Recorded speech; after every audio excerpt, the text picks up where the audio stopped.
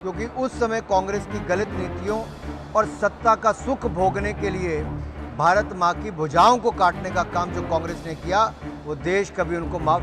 देखिए, घमंडिया गठबंधन की बैठक कहीं भी हो, घमंडिया गठबंधन की बैठक में आपको केवल घमंड और अहंकार ही नजर आएगा। जो पिछड़े समाज का अपमान करे और माफी भी ना मांगे, जो जनता को राक्षस कहे, वो इससे बड़ा घमंड और क्या हो सकता है। और जिनके आपसी तालमेल, सुर और स्वर एक ना हो, तो आपको उनका भविष्य क्या लगता है? ये तितर बितर हो जाएंगे। समय का इंतजार कीजिए।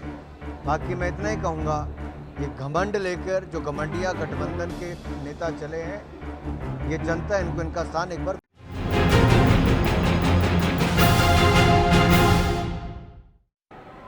कि माननीय प्रधानमंत्री मोदी जी को यहाँ का सांसद चुना और प्रधानमंत्री बन के वो G20 की अध्यक्षता भारत के लिए लाए। ये बड़ा गौरवशाली पल भारत के लिए है और इतिहास एक तरह से रचा जा रहा है, जब भारत की कला, संस्कृति, परंपराओं को दुनिया को जानने का अवसर भी मिल रहा है।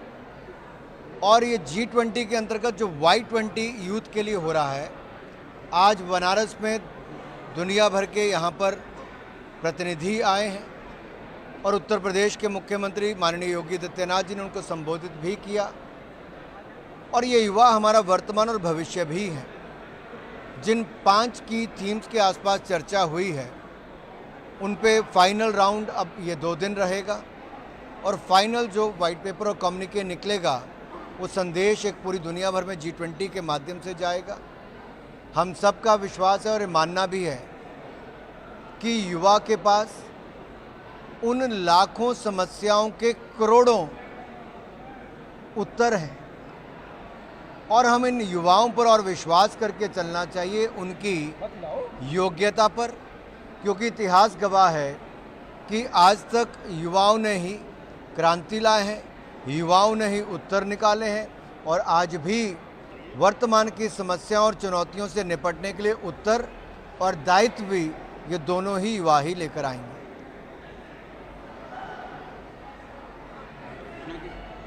किसी का और कोई सवाल है? भारत, जैसे ये कहा जाता है कि भारत विश्व गुरु बनेगा, तो उसमें युवाओं का रोल जो होगा वो क्या होगा? देखिए, दुनिया की सबसे बड़ी युवा शक्ति भारत में है और राष्ट्र निर्माण में एक बहुत अहम भूमिका निभा रही है।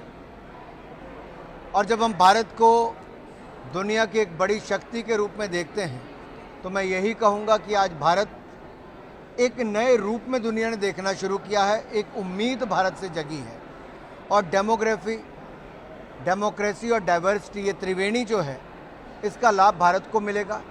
और कोविड के बाद जो न्यू ग्लोबल ऑर्डर बना है, जैसे वर्ल्ड वॉर 2 के बाद बना था, वैसे नया विश्व ऑर्डर जो बना है, उसमें जो जियोपॉलिटिकल इक्वेशंस बन रही हैं, वो अपने आप दिखाती है कि दुनिया भारत की ओर एक बड़ी उम्मीद भरी नज़रों से देख रही है, भारत के सामर्थ्य को पहचानती है और भारत के युवाओं के सामर्थ्य को पहचानती है। तो आज ये समय है कि हम दुनिया की उम्मीदों पर खरा उतरें। जो होप, उम्मीद दुनिया को भारत से है, उस पर हम खरा उतरेंगे। और मुझे पूर्ण विश्वास है, वाराणसी में आज खड़ा हूँ और कह सकता हूँ, माँ गंगा की कसम खा के जो मोदी जी देश की सेवा करने निकले थे, वो ऑपरेशन गंगा से लेकर अन्य ऑपरेशन में हमने देखा कि भारत के हर व्यक्ति की जान को बचाने का भी और भारत को सम्मान हर पटल पर दिलाने का भी मोदी जी ने बहुत सफल कार्य किया है। उनको भविष्य के लिए भी शुभकामनाएं। काशी में आप हैं, धर्म की बात हो रही है, धार्मिक नगरी है। ऋषि सुनक जो ब्रिटेन के प्रधानमंत्री हैं, उन्होंने अपने को सनातनी कहा, इसको आप कैसे? देखिए, हम इस बात का स्वागत भी करते हैं कि जिस तरह से यूके के प्रधानमंत्री जी ने राम कथा सुनने के लिए आए भी और ये कहा भी कि मैं एक हिंदू के नाते यहाँ पर आया हूँ। लेकिन कुछ लोगों को तो भारत में भी हिंदू कहने पर शर्म महसूस होती है और ये वो लोग भी हैं जो कभी मौका नहीं छोड़ते हिंदुओं को अपमानित करने का। मैं उनसे भी कहता हूँ, दुनिया बदल रही, बहुत तेज़ी के साथ बदल रही है और भारत की इस नई ताकत को पहचान रही है। महबूबा मुफ्ती ने कहा गुलाम नबी आज़ाद को कि उनके पूर्वज जो है वो बंदर निकलेंगे अगर वो देखेंगे तो। इस पे क्या कहेंगे आप महबूबा मुफ्ती जी के लिए? देखिए, राजनीति में हल्के बयान देना उचित नहीं है, और वो लोग जो कभी बड़े पद पे रहे हो, मुख्यमंत्री तक के पद पे रहे हो, वो इस तरह की अभद्र भाषा या अशोभनीय बातें करना उचित नहीं। आप तर्क दीजिए, ये तो सच्चाई कोई झुठला नहीं सकता है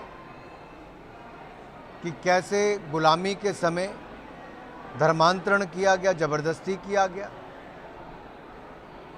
और इतिहास पे दबाना या उसको भुलाना ये उचित नहीं। उससे सीखना चाहिए और भविष्य में कोई गलतियां ना करे। मान लीजिए विभाजन विभीषिका दिवस अगर 14 अगस्त को मनाते तो पीछे एक ही सोच है कि उन लोगों के दर्द को जानना जिन्होंने विभाजन का दर्द सहा है, जिन्होंने परिवारों को खोया है, अपना सब कुछ खोया है।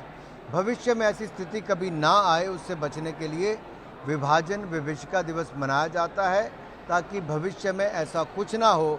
क्योंकि उस समय कांग्रेस की गलत नीतियों और सत्ता का सुख भोगने के लिए भारत माँ की भुजाओं को काटने का काम जो कांग्रेस ने किया, वो देश कभी उनको माफ़ नहीं करेगा। इंडिया की मणिपुर में युवाओं से कुछ आह्वान करेंगे जो मणिपुर में हिंसा हो? मणिपुर में लगातार शांति के लिए हम प्रार्थना भी कर रहे हैं, प्रयास भी कर रहे हैं, और प्रयास में काफ़ी हद तक सफलता भी मिल रही है। और मेरा इतना ही निवेदन है विपक्ष के नेताओं से, आग में तेल ना डालें, शांति का आह्वान करना चाहिए, राजनीति से दूर रहना चाहिए। इंडिया की तीसरी बैठक मुंबई में होने जा रही है।